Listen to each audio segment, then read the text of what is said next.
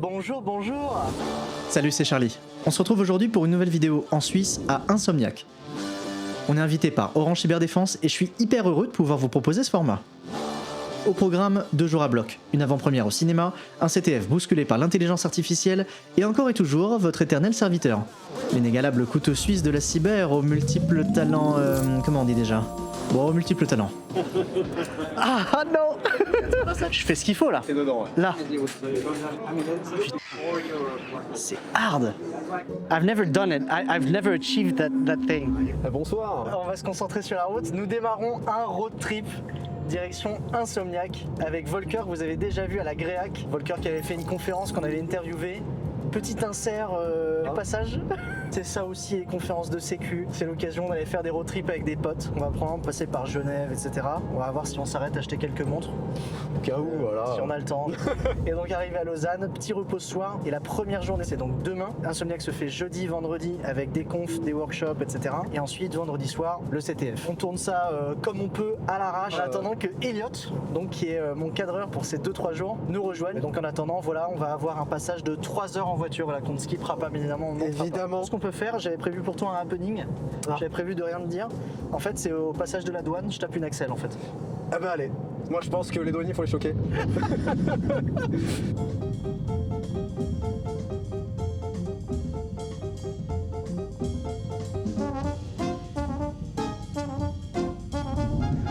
Nous voici derrière les montagnes enneigées près de Grenoble. Petit moment souvenir puisque c'est au même endroit que j'ai fait le premier plan de ma première vidéo YouTube. C'est pas possible. De quoi? Ça, c'est pas possible. Qui se déroulait également à l'Insomniac. Donc c'est rigolo, on est à peu près à 2 heures de route de Lausanne. On arrive ce soir et là c'est exceptionnel d'avoir ce cadre derrière moi, il fait très très beau et c'est un petit souvenir sympa.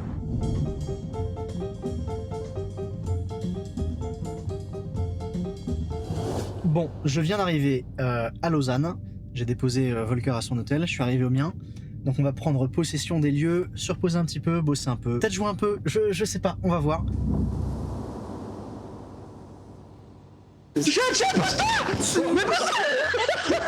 Vas-y, allume.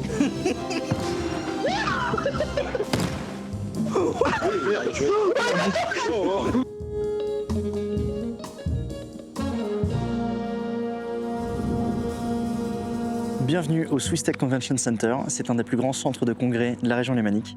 C'est ici que prend place Insomniac depuis maintenant quelques années, édition 2026.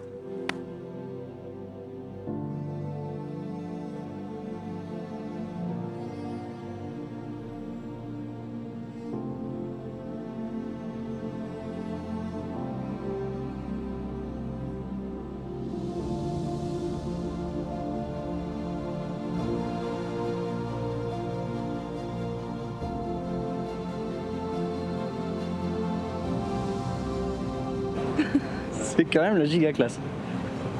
Eh bien, on vient d'arriver à l'événement, on va se rendre en bas, dans le hall, regarder un peu, faire le tour des personnes qui sont là, qui discutent entre elles. C'est, on va dire, l'endroit où les gens se retrouvent quand ils sont ni en conférence, ni en workshop, ni dehors en train de manger, ni nulle part ailleurs. Dans ce hall, on va donc retrouver des stands d'entreprises variées. On va retrouver du Checkpoint, du Fortinet, du Fortra, Flare et bien d'autres, Palo Alto, F5 et j'en passe. On va retrouver également un atelier lockpicking, je pense que c'est en préparation du contest de demain, qui est organisé par DC 4131, une communauté DEFCON locale. Et on a également la possibilité d'acheter du merch, des t-shirts, des sweats, des gourdes, tout ce que vous voulez. Logoté Insomniac.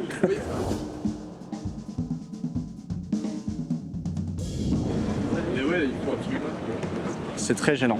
Ça, c'est le paradis des lockpickers, tu vois. Je sais pas pourquoi dans les conférences de hackers, on a des mecs qui font de la serrurerie, mais...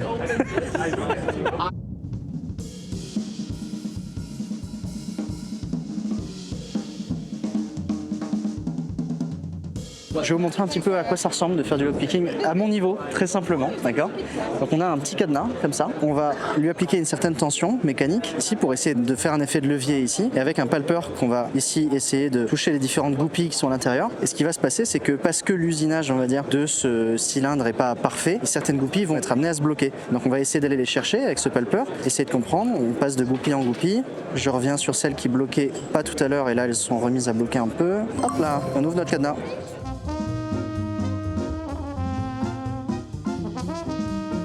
Is it the Chronos? It is the Chronos. Oh, nice thing. All right. I've never used one of these before. Oh yeah? It's fun, but in real engagements, it makes so much noise that I don't use it at all. But guess what?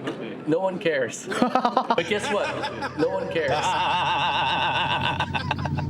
Alors là, ce qu'il est en train de nous montrer, c'est le Chronos, qui est donc un pick gun électrique. C'est donc ni plus ni moins qu'une brosse à dents qui vibre, d'accord? Au bout de laquelle il met une toute petite tige qui va vibrer assez rapidement sur les goupilles. Plutôt que de venir appuyer goupille par goupille, eh ben, ça va les faire vibrer. Donc c'est une méthode qui est très efficace parce que vu que ça vibre très vite, il suffit d'appliquer une légère tension. C'est très simple aussi. Ça vibre très fort. Les goupilles se coincent les unes après les autres. Et puis ensuite, on est en mesure de tourner. Nice. J'ai faim. Viens, on va manger. Il y a de la bouffe. Et on n'a pas du tout mangé ce matin, pas du tout. Hein. Ah, non. C'est... Ouais, bah c'est comme ça que tu m'accueilles. Je viens, je bouffe toute la journée. T'es pas obligé de me filmer manger?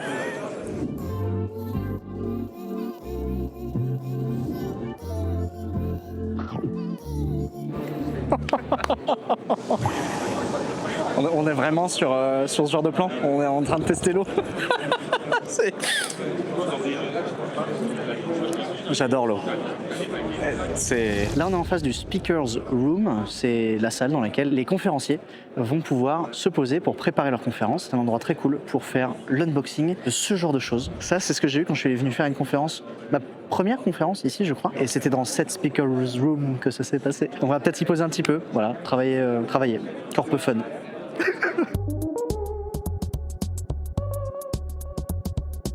Alors, un truc très cool avec l'application Insomniac qu'ils ont sorti cette année, c'est que du coup je reçois des notifs, ça m'évite de devoir revenir sur mon téléphone à chaque fois. Du coup sur ma montre, je me dis, bah tiens, dans 15 minutes, j'ai Smile You're on Camera qui démarre à Campus. Cette année, l'équipe organisatrice a mis en place une application mobile, très pratique pour les participants pour voir la liste des conférences, la carte, se constituer un programme et recevoir des notifs. C'est quelque chose qu'on peut voir sur des gros events type Black Hat et FIC. Poda. Bonjour. On va le retrouver ce midi, on va manger un bon ensemble. Donc, je m'appelle Podalerius, le pire nom possible parce que personne ne sait l'orthographier ni le prononcer. C'est son surnom. Hein. Et à 16h, tu fais une conf. Est-ce que tu peux nous faire un teaser, trailer de ta conférence de 16h? Oui, ok. Globalement, il y a une option sur Windows qui s'appelle Open PowerShell Here. Et si jamais vous créez un dossier sur Windows qui s'appelle parenthèse ouvrante, calque, parenthèse fermante, quand vous faites Open PowerShell Here, vous pouvez exécuter une commande avec. On va creuser ce sujet pour voir jusqu'où on peut pousser la technique et le fait que c'est là depuis quasiment 10 ans maintenant. Rendez-vous à 16h. Quand tu fais trop chaud, tu peux enlever la double. C'est une masterclass. Mais elle est incroyable cette C'est une masterclass. Putain, en plus, elle est bien épaisse. Voilà, c'est ça, il est de l'autre côté aussi. Alors, j'étais en train de discuter avec Poda tranquillement et tu me parlais de ton utilisation de Claude. Au général, tu me parlais d'un truc que je trouvais intéressant de partager. Est-ce que tu peux me redire ce que c'était? Donc moi, avant, j'utilisais Cursor qui m'aidait surtout sur des recherches ou sur écrire des scripts un petit peu simples. Quoi. Il y a pas longtemps, j'ai pu tester Claude Max en professionnel. 200 balles par mois. Hein. Ouais, 216 € par mois avec la TVA. Très important. Je l'ai testé du coup sur de l'analyse de code source, sur un projet open source sur lequel j'avais déjà cherché des vulnérabilités il y a des années. Je lui ai dit de chercher les vulnérabilités classiques du web. Il trouve une SQLI, il me dit voilà, c'est probable. Je lui dis bah creuse la SQLI, il le vérifie, il me dit elle est exploitable. Et je lui dis ok, voici un article de Synactive sur les pop chains de PHP. Et je lui ai dit lis cet article, comprends comment fonctionnent les pop chains et crée une pop chain à partir des gadgets que tu pourras trouver dans le code. Et il me crée une chaîne complète. Donc moi je lui dis bah écris-moi un article avec ce style-là, sauvegarde-moi tout ça. Maintenant qu'on a un article super détaillé qui explique tout le processus, crée-moi un exploit.py comme ce qu'on a sur un GitHub de CVE ou un truc vraiment qui pop quoi. Il me pose un exploit.py de 700 lignes. Non. Si. Je mets username, password de mon compte. Instantanément, RCE, il fait étape par étape, comme un POC classique d'ExploitDB. Allez, bonne journée. Pas de problème. C'est génial. Est-ce que vous avez déjà reçu, comme moi d'ailleurs, des événements dans votre calendrier? Je lis, nous avons bloqué votre compte et vos photos et vidéos seront supprimées. Puis ça donne une date. Bon, c'est ni plus ni moins que du phishing. Et c'est la conférence qu'on va regarder à l'instant qui porte sur le fait que les attaquants sont en mesure d'envoyer dans des mails de phishing des événements de calendrier. Et les calendriers de certains téléphones, de certains OS vont ajouter ces événements d'eux-mêmes. Et donc ça ouvre la porte à l'ingénierie sociale, du phishing, etc. Donc très intéressant. Je pensais que c'est ce qui allait être présenté, mais c'est pas exactement ça. On n'est pas si loin, le principe est le même, mais ce qu'Inès présente dans son talk s'applique surtout dans un contexte d'entreprise, avec des applis comme Outlook ou Gmail. Elle montre comment des groupes attaquants ou équipes de Red Team peuvent manipuler des spécificités de ses clients mail et de calendrier pour réécrire des invites légitimes, voler des identifiants et bien d'autres. So hi, my name is Inés Martín. I'm from Spain and I work as a Red Team operator. at Black Arrow. So you did a talk about calendar attacks. If I understood correctly, you found a way to modify legitimate meetings, modify the link for the chat itself. How did you find out about this? Was it through documentation? Was it through testing? Was it through, I don't know, guesses? I actually started with those phishing invites from external sources and then realized that I could play with different fields from the iCalendar data. But I mostly just got actual invites, legitimate invites, and then just started by modifying things. And then I realized that there was like poorly sanitization and in the different fields. So then I had the random idea of, hey, what happens if I just go ahead and try to update an actual meeting? All right. Thank you, Ines. Thank you very much.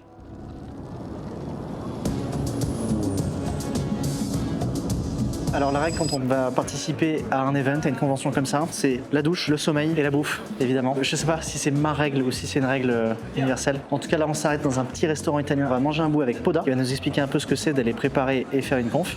Mister.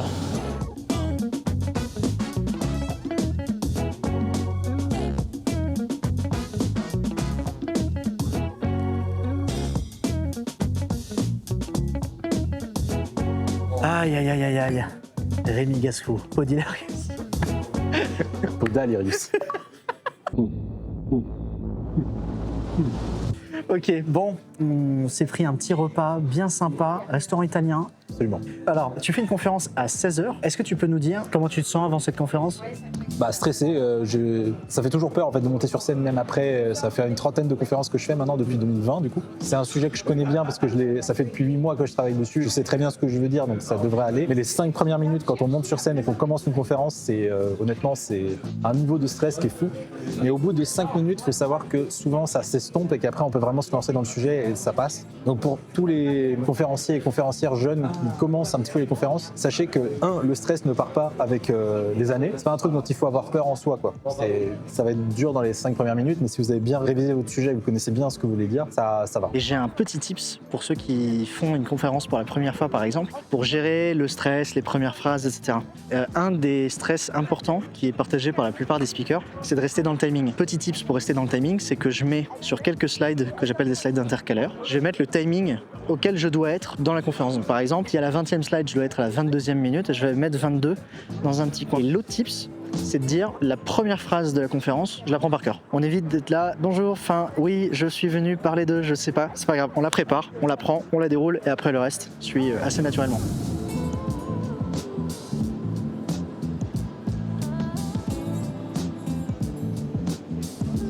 Les conférences, c'est souvent l'opportunité parfaite pour aller choper un maximum de goodies.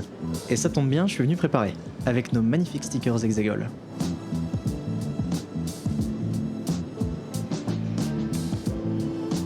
Et puis forcément, les caméras ne passant pas inaperçues, cette petite chaîne YouTube en devenir est maintenant suivie à l'international. C'est à 15h. C'est à 15h? Non, c'est vrai, faut qu'on y aille.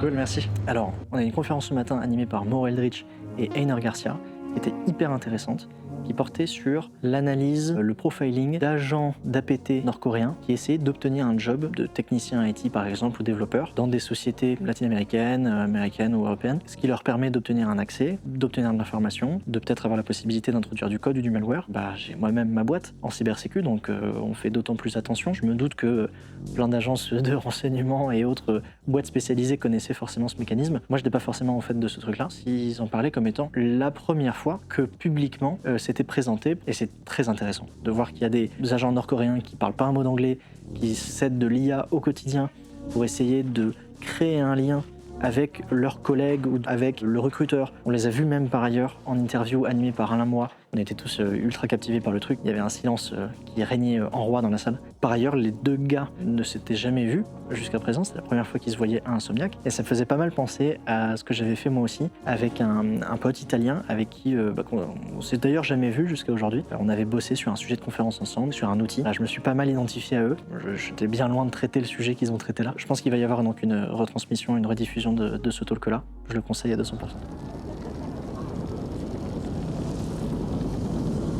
Bon, on a eu le temps de se poser un petit peu, même si on ne s'est pas vraiment posé. Cette fois-ci, direction le Mad Club pour une petite soirée privée.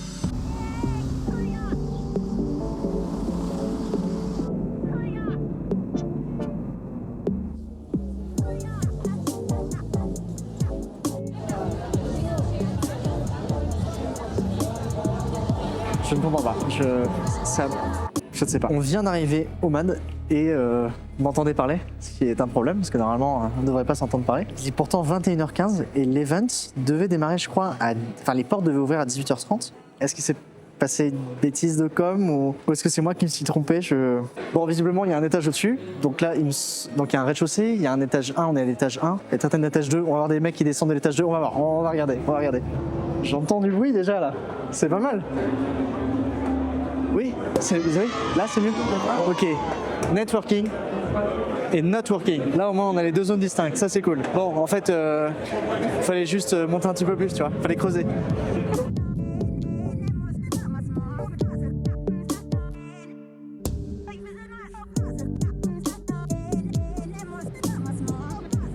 Jour 2.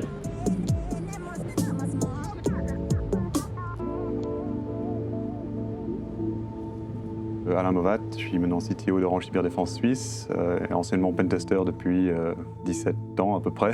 C'est tout? Donc voilà, c'est ça. Donc, pentester, recherche cybersécurité et puis maintenant CTO de la boîte. Salut Alain. Salut Charlie. On se revoit après, je crois, 3 ou 4 ans. Ouais, je crois bien, ouais. La première vidéo que j'ai faite de ma chaîne, c'était Insomniac. Alors c'était avec pas le même matos que là, hein. C'était beaucoup plus random. Alors, t'es l'organisateur, Un des organisateurs, ouais, voilà, plusieurs. d'Insomniac. Quel est ton rôle dans cette conférence? Alors là, je m'occupe principalement de la gestion des conférences, sélection des speakers, m'assurer qu'ils viennent et aussi un peu des workshops sur les quelques journées auparavant. CTO donc d'Orange Cyberdéfense Suisse, parce que si je ne dis pas de bêtises, c'est la boîte donc SRT qui avait été rachetée par Orange Cyberdéfense, du coup, c'est ça. 3 ans. Et qui a donné lieu donc à Orange Cyberdéfense Suisse. Exactement. Ok. Ça s'est déroulé pendant un certain temps à Lausanne, puis à Genève, puis à Lausanne, c'est ça? Alors ça a commencé à Prévenges, c'était juste le CTF, il y a 40 personnes. Prévenges, si je ne dis pas de bêtises, est à 15 minutes d'ici. Voilà, ouais, c'est Ok. la région vaudoise, exact. Puis ensuite, on s'est déplacé à Genève. Il y a Palexpo toujours à Genève. Oui. Maintenant, on est revenu ici côté Lausanne. Depuis qu'on s'est vu la dernière fois, il y a un truc qui a pas mal changé dans notre domaine, c'est l'intelligence artificielle, on en parle tout le temps. Ouais. Ça devient même un petit peu lourdingue. Dans l'actualité, le moindre truc que Anthropic sort crée une déflation de 25% de n'importe quelle clair. boîte de la tech. Tu me partageais une certaine inquiétude ou opportunité, je sais pas, Ouais, à me alors- dire, sur la partie CTF. Pour l'instant, c'est plus une crainte de Ok. notre part. Enfin, une crainte, oui et non. C'est que ces derniers mois, je veux dire, les modèles sont quand même vachement améliorés, surtout sur la partie revue de code, analyse Ouais. de code. Et on sait que beaucoup de nos challenges, au final, sont résolvables, je veux dire, bêtement, quelque part, par un agent en quelques minutes, ou voire, pour les plus difficiles, 1 ou 2 heures, alors que la personne qui résout le challenge n'a même plus besoin de comprendre ce qui se passe, quoi. Oui. On lui donne le truc, on dit vas-y, résous-moi ça. Je pense que c'est une réalité à laquelle il faut qu'on se confronte et voir comment on peut faire évoluer le concours l'année prochaine, parce que je pense pas qu'on pourra refaire comme on le fait là cette année. Après une pause déjeuner bien méritée, retour dans le hall sur le stand de lockpicking. On a pu échanger avec l'équipe, parler un peu de la compétition qu'ils avaient organisée, et nous nous sommes prêtés au jeu. Clairement, en dehors de notre zone de confort. I'm not sure I have the... Ah non. Je fais ce qu'il faut là. Putain. C'est hard. Oh yes. Mon Dieu. Après 5 secondes, hein. Vraiment je l'ai vu du premier coup. Alors là en ce moment il y a la projection de Don't Go to the Police, un film et documentaire produit par Orange Cyberdéfense, réalisé par Ludoc. On n'a pas forcément le temps d'y aller et de prendre quelques images là maintenant parce qu'on enchaîne un petit peu. Néanmoins, j'ai une bonne nouvelle puisque j'ai la chance d'assister à l'avant-première à Marseille, au Pathé-la-Joliette. Il y a une avant-première qui a eu lieu la semaine dernière dans 20 villes différentes réparties dans 8 pays. Je vous mets les images.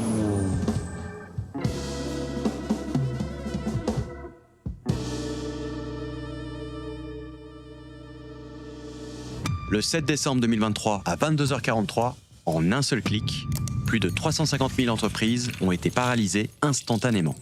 We will find you, shut you down, and bring you to justice. Dans cette situation, il y a un choix.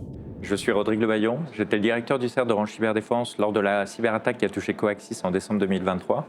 J'étais le point de contact privilégié des dirigeants de Coaxis et mon rôle était de leur rendre compte de l'avancée des investigations et du plan de reconstruction de l'ensemble de leur système d'information. Moi, j'ai démarré ma carrière il y a 20 ans sur la cybersécurité, en prenant un rôle de responsable opérationnel sur des équipes d'exploitation, tout ce qui est équipement de sécurité. Et puis au fur et à mesure, on a mis en place, et justement, j'ai participé à construire les premières équipes qui avaient pour mission d'aller détecter les cyberattaques. et d'y répondre. Et puis il y a 5 ans, du coup, m'a été offerte l'opportunité d'aller cette fois-ci m'occuper de toute la partie veille sur tout cet écosystème de cybercriminalité, d'aller comprendre leur mode opératoire et puis surtout d'aller accompagner nos équipes qui vont intervenir en réponse sur incident. Ah oui, bien sûr. Et donc on les a accompagnés, on a fait déjà un message fort, c'est que dès le début les dirigeants de Coaxis ont voulu jouer en tout cas la transparence, et donc il y a eu un exercice de restitution aujourd'hui de la crise qu'ils avaient vécue de l'intérieur auprès de leurs clients dans des sessions spécifiques, et puis ils nous ont également sollicité pour qu'on vienne les accompagner pour qu'eux ensuite puissent mener des actions de prévention à destination de tous leurs utilisateurs. Quel a été ton plus gros challenge personnel lors de l'aventure Logbit? Chaque cas est différent. Et pour moi, la première chose, c'est de mesurer l'ampleur qu'avait cette cyberattaque. Je crois qu'il y a un chiffre clé qui est donné, qui est de 350 000 entreprises impactées.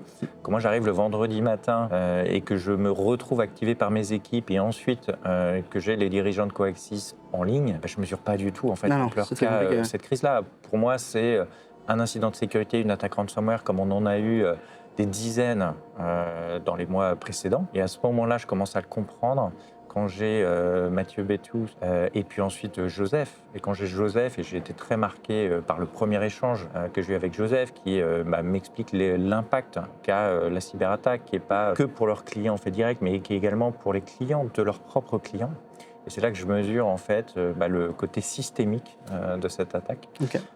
Donc qui vraiment prend en fait une ampleur complètement inattendue. On sort de l'interview avec Rodrigue, c'était très intéressant. C'était une opportunité très cool de pouvoir, dans le cadre de ce vlog-là, interviewer des profils comme ça. Donc j'espère qu'on en aura d'autres. Here is Dirk-Jan Mollema.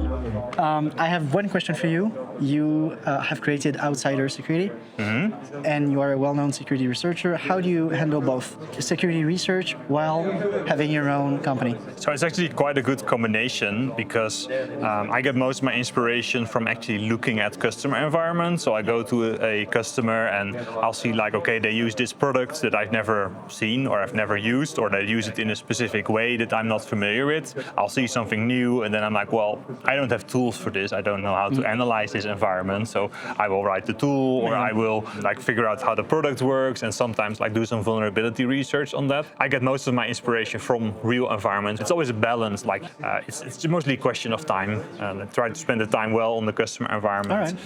Alors je m'appelle Elias, je travaille chez Orange Cyberdéfense. Je suis responsable de la partie Red Team. Et j'ai présenté un sujet sur une nouvelle attaque qui cible l'authentification Azure. Alors moi je pense qu'il y a plusieurs niveaux de difficulté à plusieurs étapes. La première, c'est de trouver ton sujet et de dire ça c'est un sujet que je peux donner à une conf. Pour moi il y a une difficulté au moment où tu commences à présenter. Les 5 premières minutes ou les 5 minutes d'avant, là t'as la pression qui monte, t'as la salle qui se remplit, donc c'est pas évident. Qu'est-ce qui t'a donné envie de faire cette conférence ? Alors du coup, c'est une technique que j'ai trouvée un peu par hasard sur des missions Red Team. Donc je l'ai creusée petit à petit et j'ai trouvé que c'était une technique assez intéressante. Je trouve que là c'était complexe. Alors premièrement parce que c'est en anglais, ça rajoute une difficulté. Là j'ai quand même l'impression que tu as des cas d'or qui viennent. Là au 2e ou 3e rang il y avait Dirk-Jan. Je parlais d'Azure en face de lui. On a interviewé Dirk-Jan. Voilà. Et du coup tu as quand même une pression énorme de parler de ça devant lui. Tu dis une connerie, machin. Donc c'est un peu... Au contexte, Dirk-Jan qui donc est un security researcher de renom, notamment sur Azure, AD, Intra-ID. Donc effectivement, faire une conf devant des mecs comme ça, ça peut peut-être mettre la pression. On se pose à l'hôtel vite fait, fin de 2e journée, on recharge nos batteries dans les deux sens, mentalement, physiquement, matériellement, et ensuite on va se poser sur le CTF. À toutes.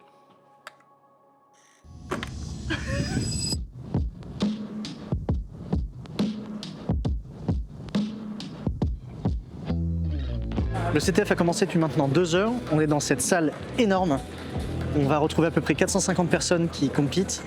Donc toutes ces tables-là, ce sont des équipes, je crois, maximum de 8 personnes.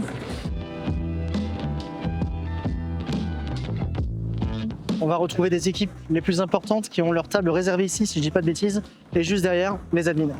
Et ça, c'est jusqu'à 7h ou 8h du match, je crois.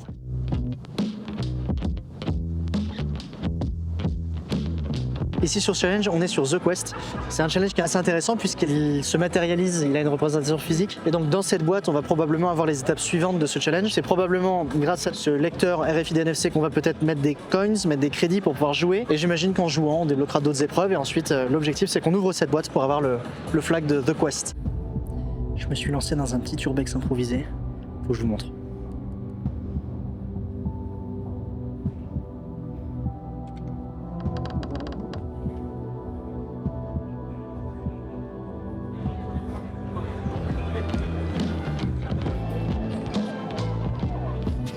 C'est très gênant. Bon, il est 4h36 du matin et on a la première équipe du classement Polyflag qui a validé tous les challenges. Voilà, ils ont gagné tous les applaudissements de la salle. Des courageux qui sont encore restés. Pendant que nous, on se positionne 14e de 133 équipes. C'est pas mal ça. On a donc Polyflag qui finit en tête avec un classement qui ne bougera pas sur la première position. Et pour les équipes 2, 3, 4, 5 et 6 qui suivent, eh bien, il leur manque toutes un seul challenge. Et c'est très particulier de voir ça, surtout à Insomniac, parce que généralement, on n'a pas comme ça les 7 premières équipes du classement qui ont quasiment tout fini et il manque qu'un seul challenge ou 0. Et on s'est tous fait cette réflexion dans notre équipe et avec d'autres que tout le monde utilise l'IA. Donc là, ça y est, le CTF termine dans 1 minute. Je vous montre la remise des prix.